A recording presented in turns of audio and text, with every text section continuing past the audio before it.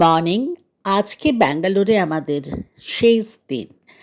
দেখো সকালবেলা উঠে অ্যাকচুয়ালি এয়ারবিএনবি থেকে আমার মেয়ের ফ্ল্যাটে যাওয়ার সময় এই যে লনটা ক্রস করে যাই, এক তো বিশাল কম্পাউন্ড আর বিশাল লন, আর চতুর্দিকে এত গাছপালা, এত সুন্দর লাগে না। আর রাস্তাটাও আমি তোমাদের আগে দেখিয়েছি, মানে বেশ এঁকে বেঁকে পুরো কম্পাউন্ডে ভীষণ সুন্দর লাগে। আর দেখো কিভাবে জল দেয়, এত বড় লন তো এইরকম অনেকগুলো জলের জন্য লাগানো রয়েছে। পুরো জায়গাটা রোজ এইভাবে জল দেওয়া হয়। তো ভাবলাম তোমাদের সঙ্গে একটু শেয়ার করি। আজকে তো মনটাও একটু খারাপ, যেহেতু আজকেই চলে যাব। দেখো এরকম ছোট ছোট এগুলো কি গাছ, আমি এগুলো ঠিক বলতে পারবো না, কি ফুল তাও জানি না, কিন্তু ভীষণ ভালো লাগছে দেখতে। এনিওয়ে চলো, লাঞ্চটা করেই আমরা বেরিয়ে যাব। এই তরকারি দুটো না, অ্যাকচুয়ালি কালকের লেফট ওভার তরকারি, বাট আমরা লাঞ্চে বসে গেছি। দেখো ডাল ভাত, একটা আলু ফুলকপি মটরশুঁটির তরকারি আর উচ্ছে আলু ভাজা। আমি প্রথম উচ্ছে আলু ভাজা না এরকম গোল গোল গোল গোল করে কাটা দেখলাম, যাই হোক। আর ডিম দিয়ে আলু দিয়ে কালিয়া ডিমের ঝোল, ডিমের ডালনা যাই বলো। কারণ এখানে প্রবলেম হচ্ছে আমার মেয়ে মাছ খায় না, আমার হাজব্যান্ড কোনো মাংস খায় না, আর আমি আর কুন্তল আমরা আবার ভেজ খেতে পারি না, আমাদের কিছু একটু ননভেজ লাগেই। তো এই জন্য সবাইকে সেটেল করার জন্য ডিমের ঝোল করা হয়েছে। আর এই দেখো এখানে আমার মেয়ে, ও বসে গেছে, এবার আমরা জাস্ট লাঞ্চ করেই বেরিয়ে যাব। দেখো আমরা বেরিয়ে পড়েছি। অ্যাকচুয়ালি এই মন্দিরটা তোমাদের দেখিয়েছিলাম, আমাদের না যাওয়ার সময় হলো না, তাই দূর থেকেই প্রণাম করে, মানে কোন ঠাকুরের মন্দির সেটাও ঠিক জানি না, বাট এখান থেকেই প্রণাম করলাম যে সবাইকে খুব ভালো রেখো। আমরা এয়ারপোর্টের রাস্তায় বেরিয়ে পড়েছি। আর ব্যাঙ্গালোর এয়ারপোর্ট না বেশ অনেকক্ষণ যেতে লাগে, প্রায় 1 ঘন্টা সোয়া ঘন্টা তো বটেই। এসে আমরা মোটামুটি পৌঁছেছি, কিন্তু একটু টেনশনে, মানে একদম টাইমে টাইমে পৌঁছেছি, যা হয় আর কি, যে হেই যাচ্ছি চলো, ট্যাক্সি আসছে, এই করতে করতে, প্লাস যেহেতু আমাদেরও মন খারাপ ওদেরও মনটা খারাপ। তো এনিওয়ে লাস্ট মোমেন্টে পৌঁছেছি, কিন্তু যেটা সব থেকে বাজে ব্যাপার হলো, এয়ারপোর্টে পৌঁছেছি, পৌঁছে আমরা দাঁড়িয়ে আছি লাইনে, কাউন্টারে যাব, চেক ইন কাউন্টারে। কি মনে হলো আমি একটু জিজ্ঞেস করলাম, তখন বলে কি না না মুম্বাইয়ের জন্য আলাদা ওদিকে, বাট সেটা কোথাও লেখা নেই, কোনো বোঝার মানে কোনো রকমভাবে বুঝতে পারিনি। আমি যদি জিজ্ঞেস না করতাম, আমরা ওখানেই দাঁড়িয়ে থাকতাম, হয়তো মানে ফ্লাইট মিস করতাম, এরম একটা ব্যবস্থা। যাই হোক, তো আলটিমেটলি আমরা মোটামুটি ফ্লাইটটা টাইমে পেয়ে গেছি। তো ব্যাঙ্গালোর এয়ারপোর্টটা না দেখলেই মনে পড়ে, আমি একবার মাইসোর এসেছিলাম, তখন সারা দিন আমি একা এই এয়ারপোর্টে কাটিয়েছিলাম। সেই দিনটা আমার কাছে মানে ভীষণই একটা বোরিং দিন ছিল এবং ভীষণ বিরক্ত লাগছিল। তো এসে না সেইটা আবার মনে পড়ে গেল।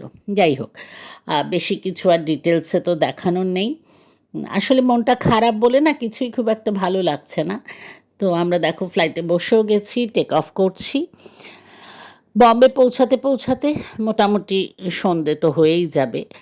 আর খুব খালি খালি লাগছে আসলে, যেটা হয় যে মেয়ে অসুস্থ শুনে গেছিলাম, তারপরে তো ওকে নিয়েই একটু তোমাদের আগেও বলেছি দৌড়াদৌড়ি, হসপিটাল এসব করা হয়েছে, ডক্টর, হসপিটাল, তারপরে মোটামুটি একটু মানে ডাক্তারদের সাথে কথা বলে একটু মনটা ভালো লেগেছে, যে যতটা টেনশন আমরা করছিলাম সেরকম ব্যাপারটা নয়। মানে আমি তো ভীষণভাবে ভেঙে পড়েছিলাম, আমি নই আমরা দুজনেই, আমি আর সিদ্ধার্থ আমরা দুজনেই ভীষণভাবে ভেঙে পড়েছিলাম।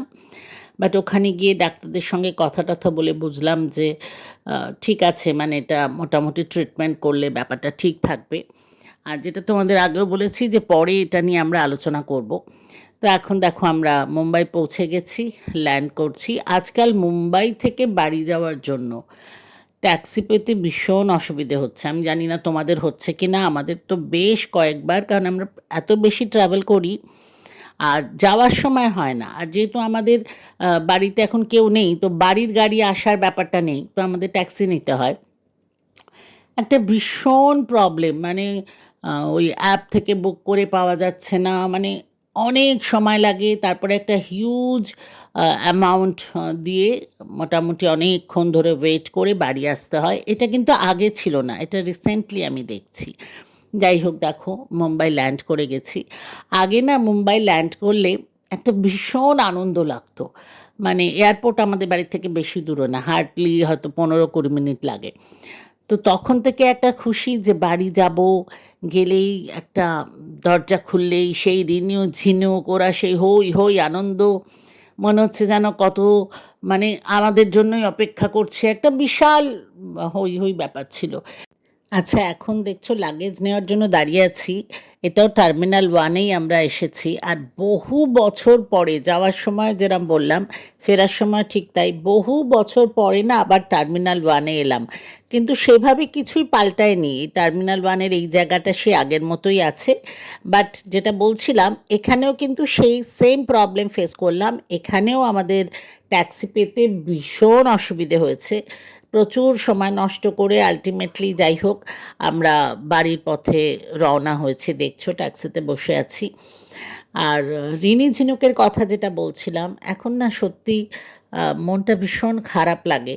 কাজেই তোমাদের আর সেই দরজা খুলে সেই ব্যাপারটা আর দেখাতে ইচ্ছেও করে না, কারণ কিছু দেখার নেই। অন্ধকার বাড়িতে আমরা ঢুকি, আমাদের নিজেদেরই খারাপ লাগে। বাচ্চা দুটোকে এত মিস করি। যাই হোক, চলো সেই ভারাক্রান্ত মন নিয়ে তোমাদের আজকে এখানেই গুড নাইট জানাই। তোমরা সবাই খুব ভালো থেকো। জানি না নতুন বছরটা কেমন কাটবে। যাই হোক, চলো, বাই।